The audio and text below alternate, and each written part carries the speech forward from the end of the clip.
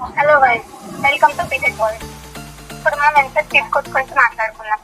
అంటే ఈ cheat codes అందరికీ కాదు, ఎంసెట్ ఎగ్జామ్ ప్రిపేర్ అయిన వాళ్ళు మీరేలో మీరు ఎన్నుకోండి. ఎవరైతే ఎంసెట్ ఎగ్జామ్ ప్రిపేర్ అవ్వకుండా మేము లేట్గా వచ్చి లేటెస్ట్గా వస్తామని అనుకున్న వాళ్ళ కోసం ఈ చీట్ టోటల్ 160 మార్క్స్ కంప్లీట్ చేస్తా. 3 hours టైం ఇస్తారు. అందులో మీరు 40 మార్క్స్ తెచ్చుకున్నా కూడా క్వాలిఫై అయిపోతారు. ఇప్పుడు మనం చీట్ కోడ్స్ గురించి మాట్లాడుతున్నాం. ఇంకా ఫస్ట్ పాయింట్, ఇది option most of the answer అయితే 0. అంటే వాళ్ళు ఇచ్చిన ఆన్సర్స్ లో 0 ఉంటారు కదా, ఆ 0 60% కరెక్ట్ అవ్వడానికి ఛాన్స్ ఉంది. సెకండ్ పాయింట్ వచ్చేసి 50% chance to all of the above option. Question all of the above ఉంటే ఆ 50% ఛాన్స్ ఉంది కరెక్ట్ అవ్వడానికి. థర్డ్ చెక్ కోడ్ వచ్చేసి preference complex number and complex answer.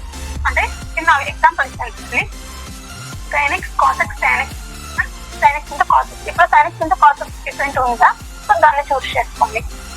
Next fourth point వచ్చేసి eliminate different answer from the option and choose the nearest answer. అంటే చిన్న example ఉంది కదా, అందులో డిఫరెంట్ గా ఏముంది, none of the above, so దాన్ని ఎలిమినేట్ చేయండి. నియరెస్ట్ వాల్యూస్ ఏమున్నాయి, 2x + 3y 2x - 3y.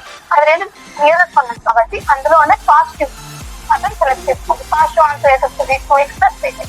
అది కరెక్ట్ ఆన్సర్ కూడా. ఇంకా ఫిజిక్స్ వచ్చామంటే మోస్ట్ ఆఫ్ ది ఆన్సర్స్ అంటే పాయింట్స్ లో ఉంటాయి. ఫర్ ఎగ్జాంపుల్ 2.34 జౌల్ 33 జౌల్ అట్లా ఉంది కదా, అందులో 2.34 పాయింట్స్ లోనే సెలెక్ట్ చేసుకోండి. నెక్స్ట్ పాయింట్స్ వచ్చేసి most of the correct answers ఇది ఈవెన్ నెంబర్ 7, 5, 2 అలా ఆప్షన్స్ ఉన్నప్పుడు 2 అనేది ఈవెన్ నెంబర్ కదా, అలా ఈవెన్ ఆప్షన్ సెలెక్ట్ చేసుకోండి.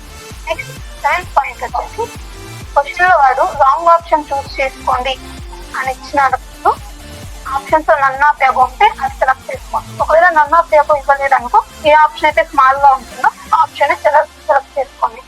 Next question 8th one, choose the correct option ఇచ్చారనుకో క్వశ్చన్ లో ఆల్ ఆఫ్ ది అబౌవ్ ఉన్న ఆప్షన్ ని సెలెక్ట్ చేసుకోండి.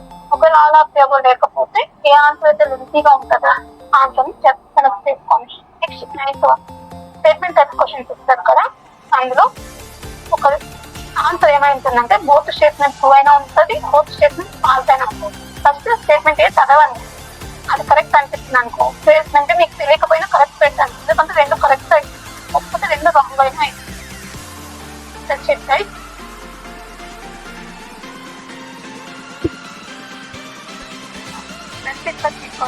ఫైనల్ ఇంపార్టెంట్ అంటే మీరు ఫస్ట్ క్వశ్చన్స్ అన్ని చదవండి. చదివిన తర్వాత మీకు వచ్చిన ఆప్షన్స్ అన్ని పెట్టండి. ఇంకా మీకు తెలీదు ఇది నాకు రావు అనుకునే మాత్రం తీసుకోవచ్చు అప్లై చేస్తే. All the best for your EAMCET exam.